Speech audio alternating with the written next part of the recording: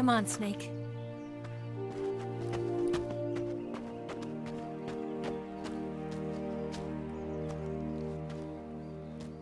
We made it. We made it. Over there.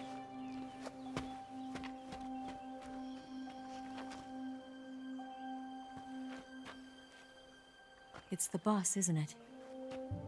I'll go get the wig ready to take off.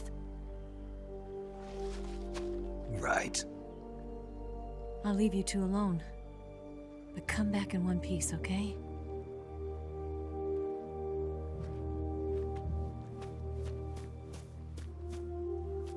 Promise me!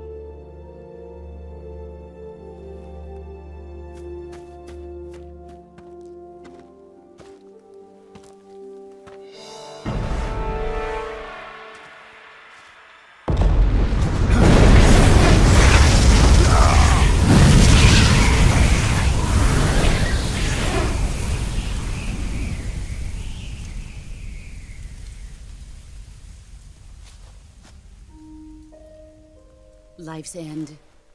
Isn't it beautiful? It's almost tragic. When life ends, it gives off a final lingering aroma. Light is but a farewell gift from the darkness to those on their way to die. I've been waiting, Snake, for a long time. Waiting for your birth, your growth, and the finality of today. Boss. Why are you doing this? Why? To make the world one again. The world used to be whole. But with the end of the Second World War, the philosophers began to fight amongst themselves, and the world was torn apart. The Cobras, my comrades who trained and fought alongside me, were torn apart as well. The foibles of politics and the march of time can turn friends into enemies just as easily as the wind changes. Ridiculous, isn't it? Yesterday's ally becomes today's opposition. And this Cold War? Think back. When I was leading the Cobras, America and Russia were fighting together. Now, consider whether America and Russia will still be enemies in the 21st century. Somehow I doubt it. Enemies change along with the times, the flow of the ages, and we soldiers are forced to play along. I didn't raise you and shape you into the man you are today just so we could face each other in battle. A soldier's skills aren't meant to be used to hurt friends. So then what is an enemy? Is there such a thing as an absolute timeless enemy? There is no such thing, and never has been. And the reason is that our enemies are human beings like us. They can only be our enemies in relative terms. The world must be made whole again. The philosophers must be reunited. I will devote my skills to that purpose. And with the Colonel's money, I will achieve that end. Just as I once created the Cobras. They are my family. I may no longer be able to bear children, but I still have a family. It was November 1st, 1951. I was in the Nevada desert participating in atomic testing. The name Nevada is derived from Spanish, covered in snow, white as snow. And snow is exactly what I saw in that Nevada desert. It froze my blood white. Snake, you were an atomic test subject, weren't you? On Bikini Atoll. That's part of the reason I was drawn to you. You and I are alike. We're both slowly being eaten away by the karma of others. we'll never have the chance to die peacefully of old age. We have no tomorrow. But we can still have hope for the future. In 1960, I saw a vision of the ideal future from space. 3 years earlier, the Soviet Union had succeeded in launching Sputnik, the first man-made satellite in history, into orbit. This came as a huge shock to the United States. In response, America threw everything it had into its own manned spaceflight project, the Mercury program.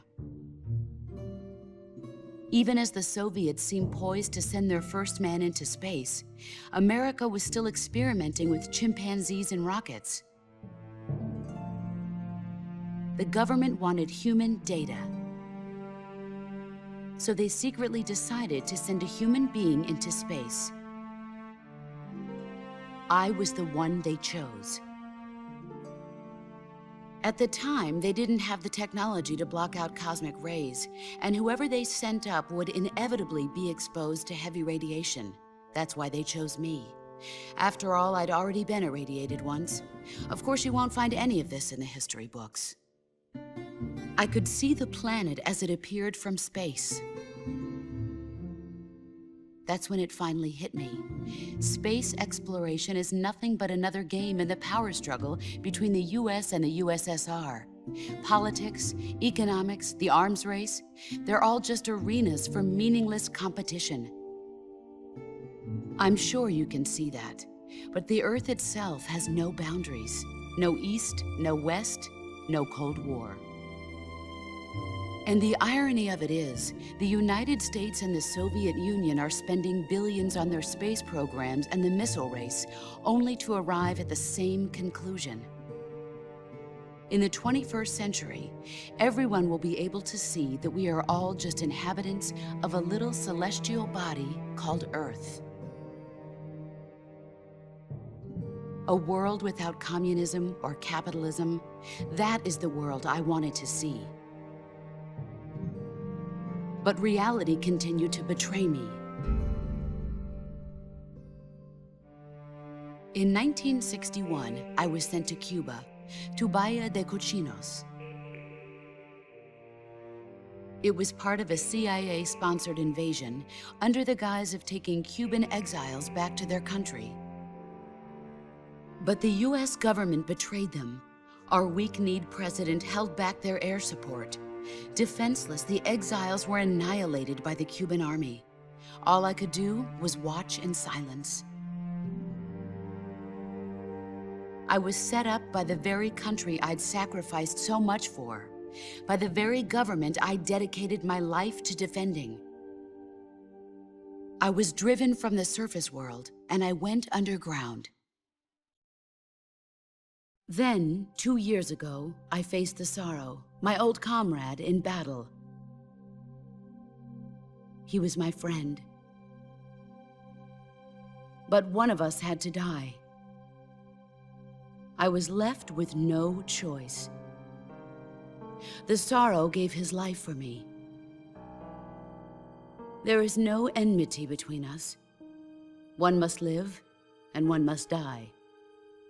That was the mission. The ones who gave me that mission were the philosophers. Early in the 20th century, the true holders of power in the United States, the Republic of China, and the newly formed Soviet Union gathered together in a secret meeting that would later be known as the Wise Men's Committee. The secret pact they formed there marked the beginning of the philosophers. But the last of the original members died in the 1930s. After that, the organization began to run out of control, and the Wise Men's Committee degenerated into a mere shell of its former self. The philosophers of today have no sense of good or evil. Their influence extends to countries and organizations involved in every aspect of every war. They have become war itself. That's how they operate. The sacrifices of war cause a shift in the times. This shift leads to renewed conflict, and in turn triggers the next war. Like a nuclear chain reaction, each conflict sparks countless others, forming an endless spiral that will continue on for eternity. Do you understand what I'm saying, Snake? By consuming me and you, the philosophers intend to keep that cycle going forever. It was my father who explained all of this to me. He was one of them.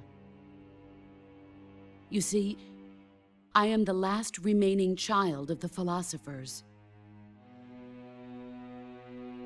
But after he revealed the truth, my father was killed by that same shapeless, formless organization. And my father isn't the only thing the philosophers have taken from me. In June of 1944, the Cobras and I took part in the landing at Normandy. We'd been given a top-secret mission to locate and destroy enemy V-2 rocket installations. I was pregnant at the time. The sorrow was the father. I gave birth on the field of battle. A beautiful baby boy. But my child was snatched away from me by the philosophers.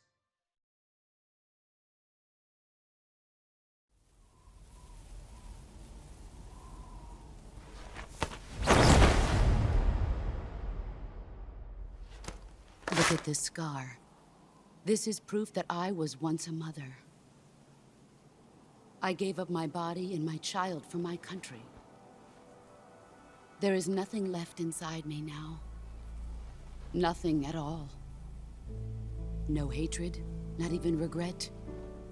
And yet sometimes at night, I can still feel the pain creeping up inside me, slithering through my body like a snake.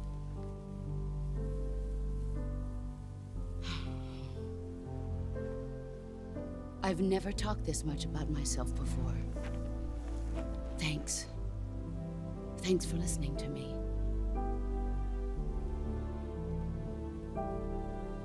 I feel content. Snake? Commence the operation. I raised you. I loved you. I've given you weapons, taught you techniques, endowed you with knowledge. There is nothing more for me to give you. All that's left for you to take is my life, by your own hand. One must die, and one must live. No victory, no defeat. The survivor will carry on the fight. It is our destiny. The one who survives will inherit the title of boss. And the one who inherits the title of boss will face an existence of endless battle. I'll give you 10 minutes. In 10 minutes, MiGs will come and bomb the hell out of this place. If you can beat me in less than 10 minutes, you'll be able to escape in time. Let's make this the greatest 10 minutes of our lives, Jack. Boss. You're a soldier. Finish your mission. Prove your loyalty. Face me. I come.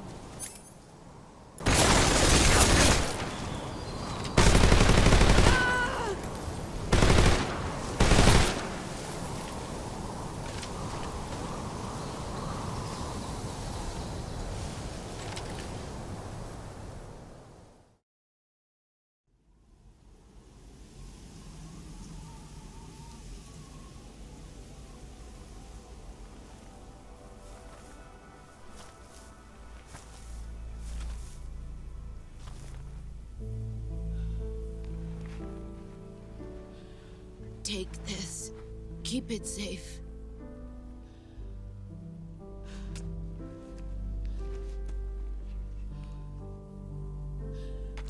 It's our only hope.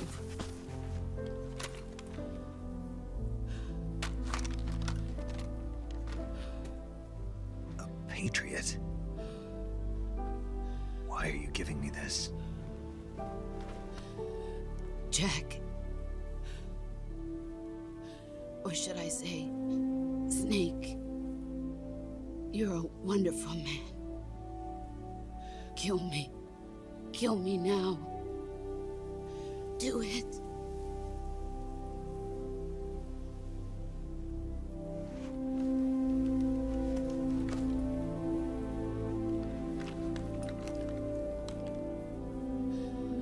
There's only room for one boss and one snake.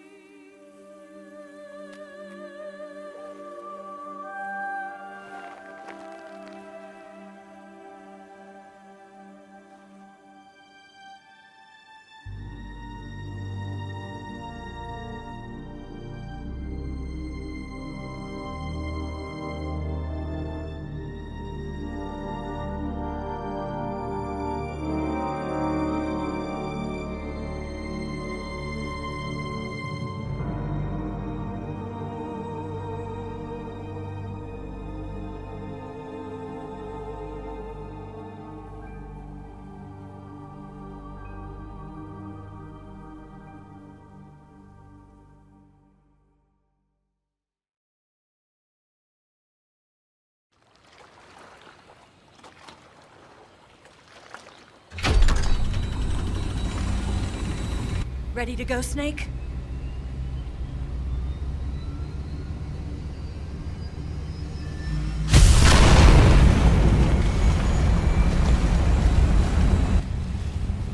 Are you okay? Snake? Yeah.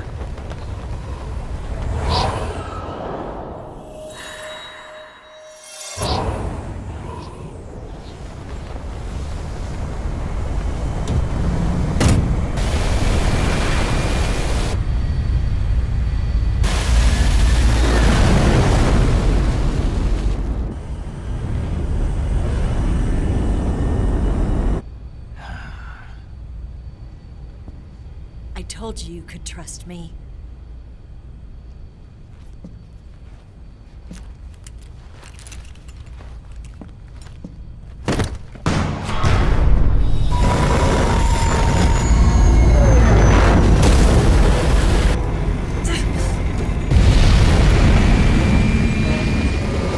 Snake!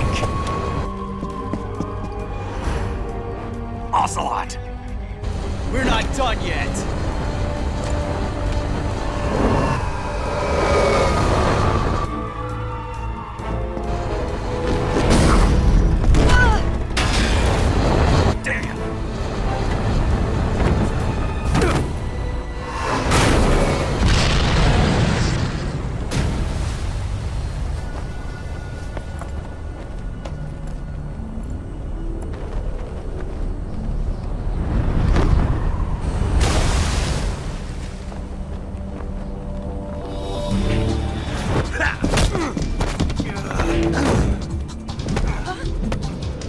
Too heavy!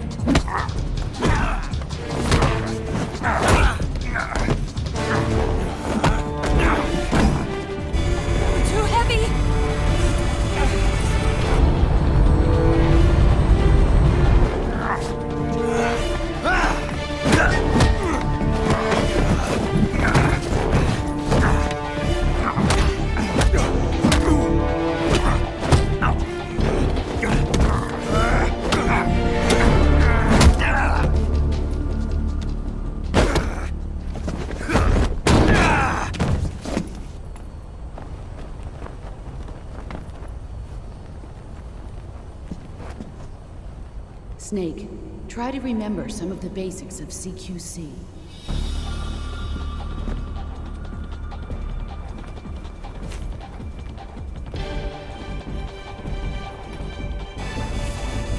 Not good!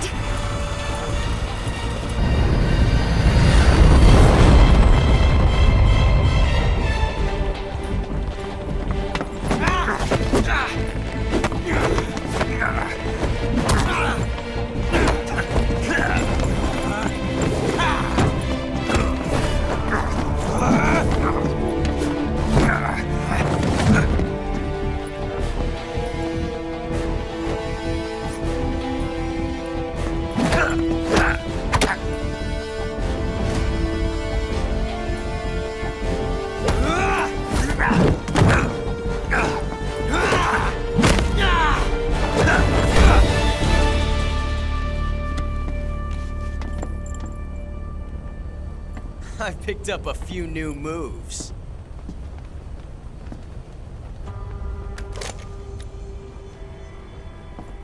Huh.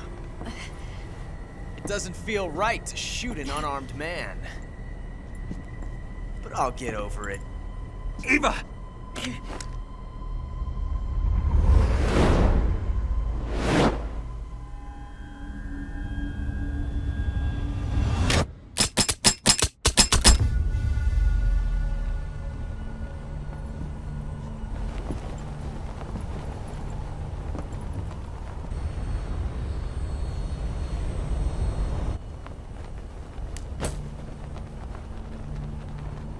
What do you say to one last showdown?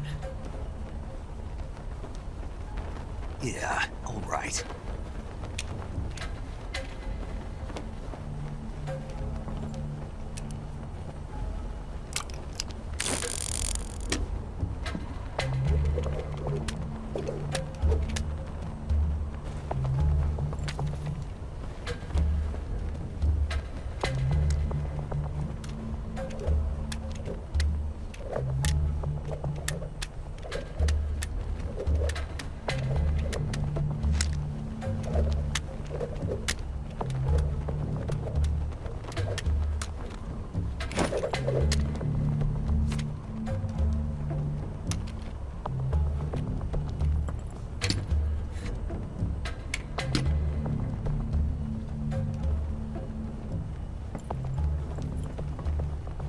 What's your name?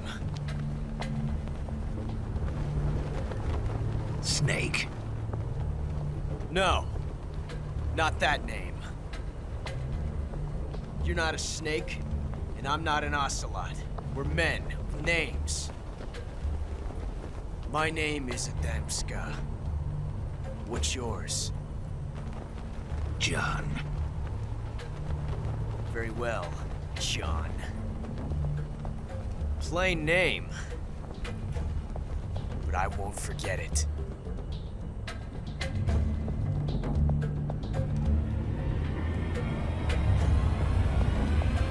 Come on!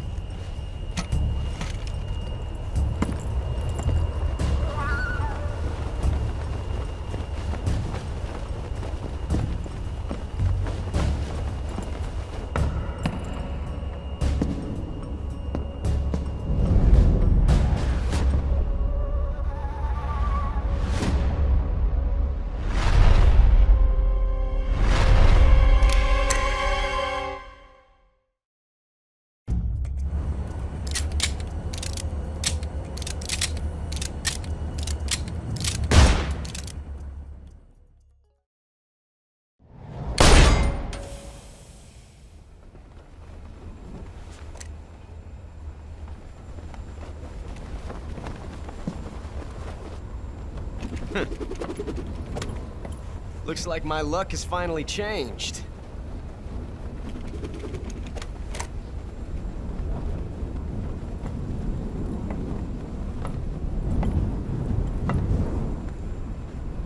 Till we meet again, John.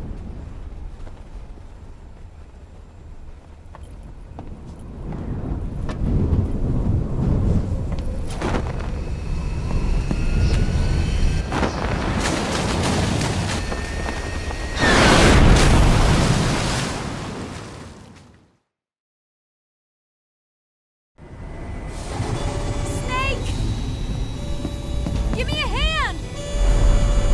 Pull!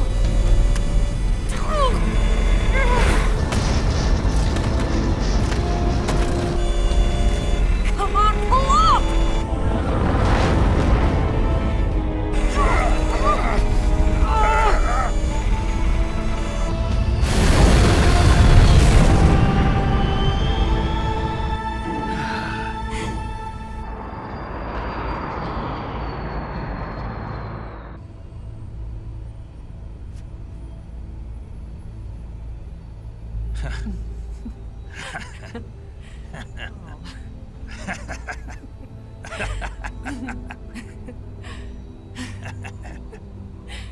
We made it. Yeah, we sure did.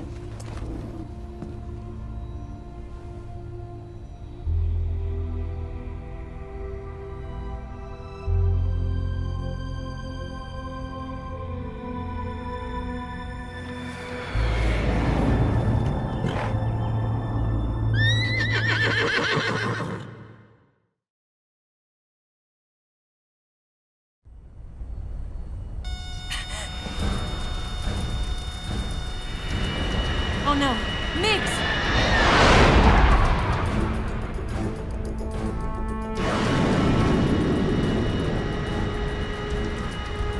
There's no way out! What are we gonna do? We've come too far to let them stop us now. Those things have got to be armed. It's no use. There's no way we can outmaneuver them.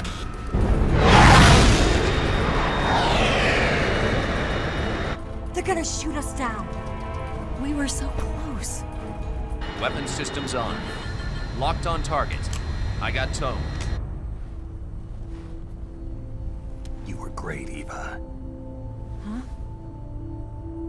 Thanks.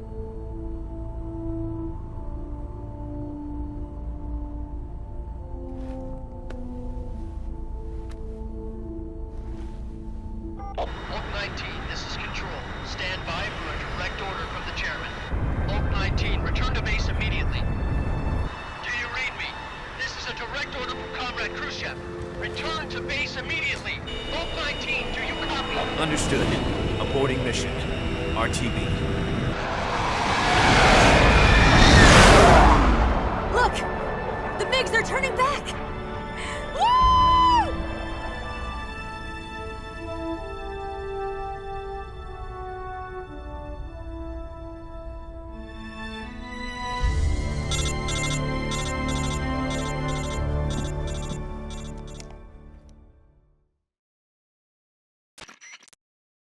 Well done, Snake. The MiGs disengaged. Most likely under orders from Khrushchev. Is this his way of helping us? Who knows? Maybe he didn't want things to get messier than they already are. Or maybe he just wanted us to owe him one. The important thing is, you made it out alive. As long as Khrushchev is with us, I don't think they'll be coming after you. It should be smooth sailing all the way to Alaska. I'm sending someone out to Galena Base to meet you. To meet me? The DCI and the President himself are waiting at Langley. Don't keep them waiting.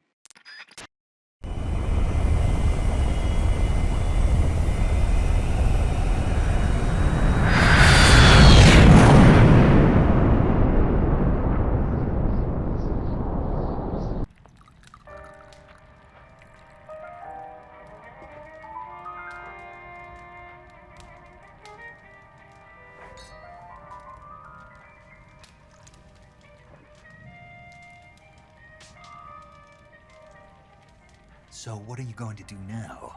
Go back to the KGB? What do you want me to do? Did you ever think about coming back to America? I can't go back. I've left America behind me. But you saved this country. I didn't do it alone.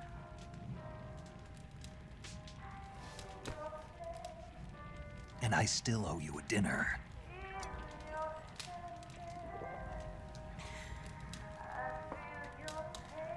Is that part of your mission too? Or is it an order? Or is it an invitation?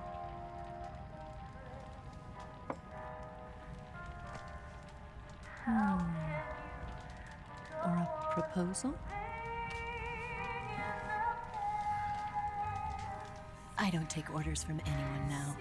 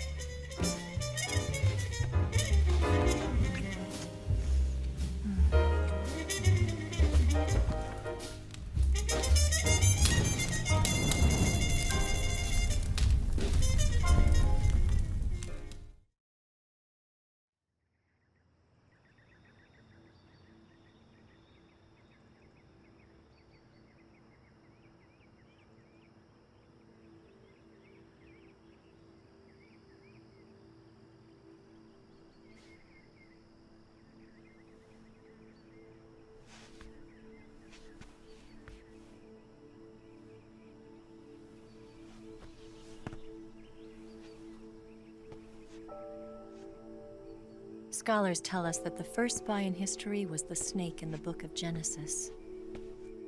In that story, it was Eve who was tempted by the snake in the Garden of Eden. But this time around, it was I who tempted the snake and got away with the forbidden fruit of knowledge. Forgive me, snake.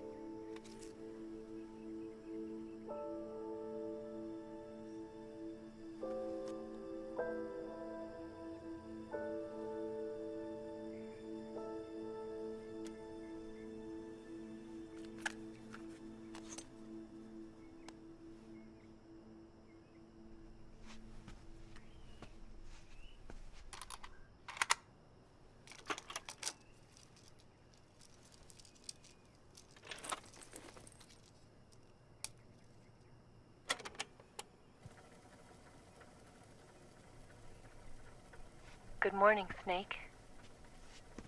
I hope you slept well. First of all, I have to apologize. I wasn't sent by Khrushchev. I'm not a KGB spy, and I never worked for the NSA. I'm an agent of the People's Republic of China for the General HQ 2nd Department of the People's Liberation Army. It was all a lie. I tricked you. And I'm sorry.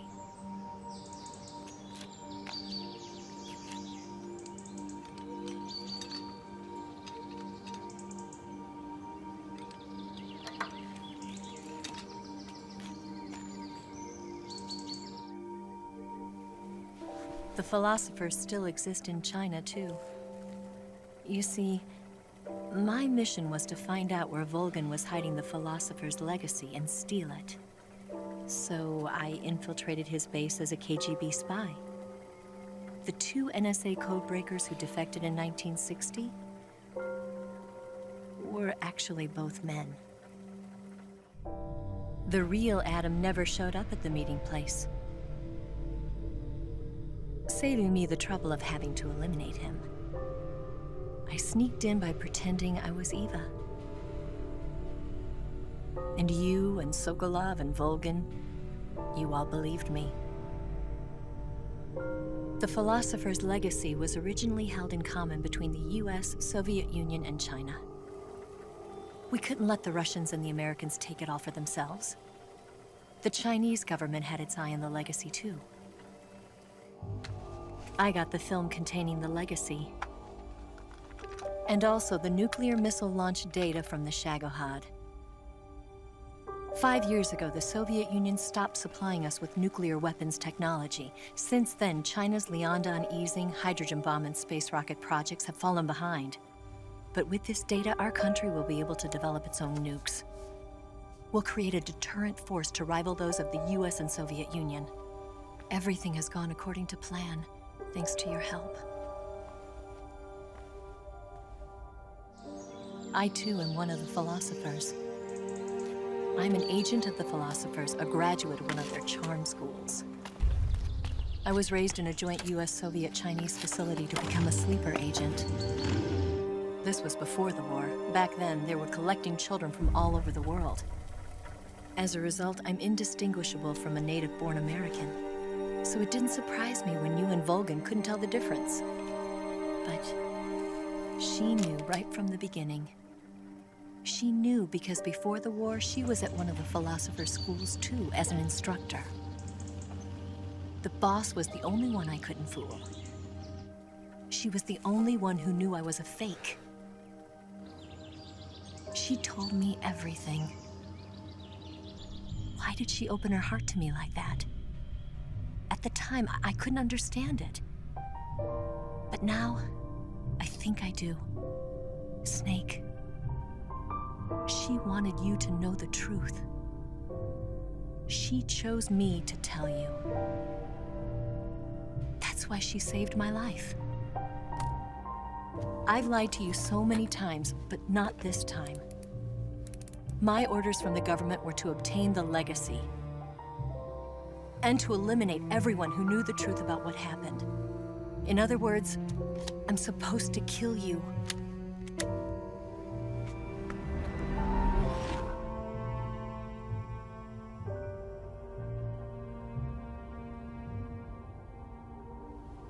But I can't do it. Not because we loved each other. And not because you saved my life. But because I made a promise to the boss. And I intend to keep it. I just wanted you to know. And you have to live.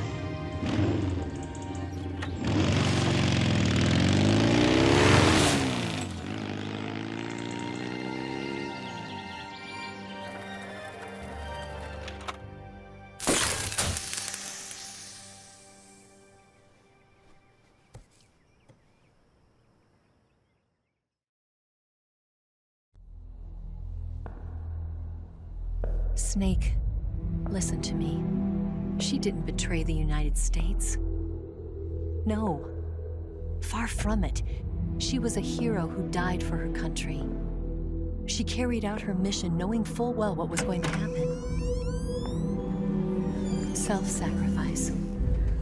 Because that was her duty.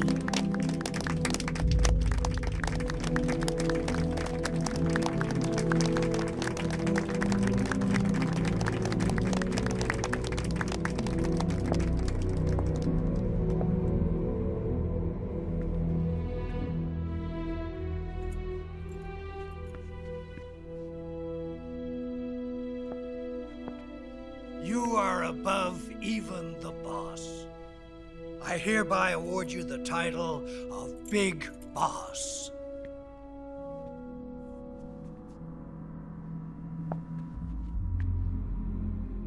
You are a true patriot.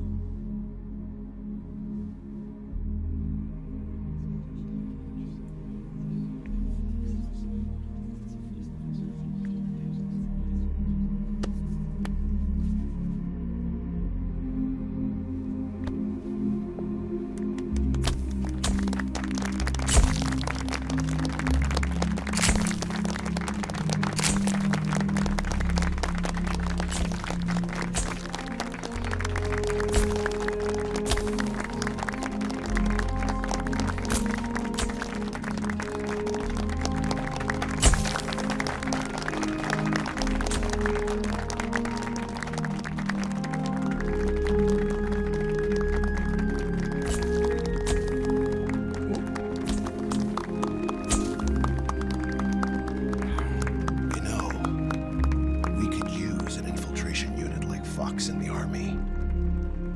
Someone like him to handle our top secret sneaking missions for us. A man who combines the qualities of a soldier and an agent. The boss's defection was a ruse set up by the US government.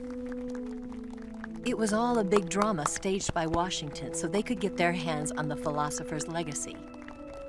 And the boss was the star of the show. They planned it so that they could get the legacy that Colonel Volgin inherited and destroy the Shagohod at the same time. Only a legendary hero like the boss could have earned Volgin's trust. Finding out where the philosopher's legacy was hidden was to be her greatest mission. Everything was going according to plan. But then something happened that no one could have predicted. Colonel Volgin fired an American-made nuclear warhead at Sokolov's research facility. Khrushchev demanded that the US government provide proof that it wasn't involved. They couldn't just abort the operation to steal the legacy. So the operation itself was greatly expanded and revised. The authorities in Washington knew that in order to prove its innocence, they'd have to get rid of the boss, and that one of their own would have to do the job. The public couldn't be allowed to find out about it. Not ever. This, they concluded, would be the best way to keep the whole thing under wraps. The boss wouldn't be allowed to come back home alive, and she wouldn't be allowed to kill herself. Her life would be ended by her most beloved disciple. That was the way the government wanted it. That was the mission she was given, and she had no choice but to carry it out. Her death at your hands was a duty she had to fulfill. Out of duty, she turned her back on her own comrades. A lesser woman would have been crushed by such a burden. The taint of disgrace will follow her to her grave. Future generations will revile her. In America as a despicable traitor with no sense of honor. And in Russia as a monster who unleashed a nuclear catastrophe. She will go down in official history as a war criminal. And no one will ever understand her. That was her final mission. And like a true soldier, she saw it through to the end.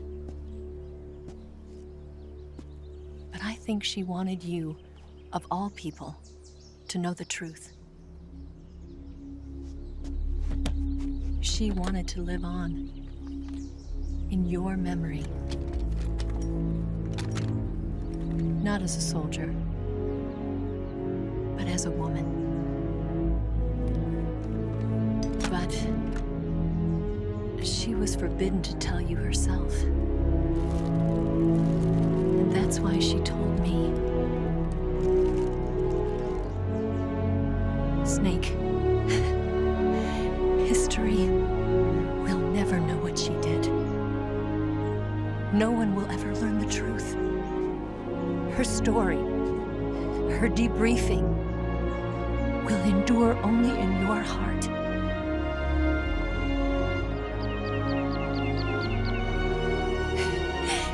Everything she did for her country. She sacrificed her life and her honor for her native land. She was a real hero. She was a true patriot.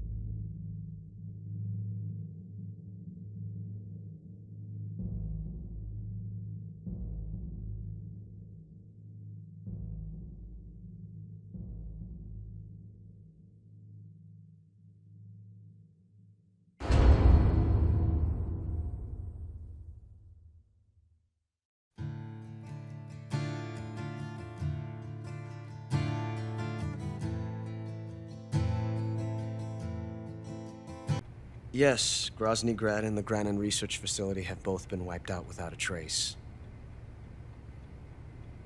I understand, sir, but they were necessary sacrifices. Yes, the CIA has taken care of the boss themselves. I believe the White House will be satisfied. Khrushchev is finished. Your time has finally arrived. Yes, the American president is relying on us to keep a lid on the whole affair. We've got him by the balls. It should make a valuable trump card in future negotiations. Yes, Chief Director, of course. I'll keep the KGB informed.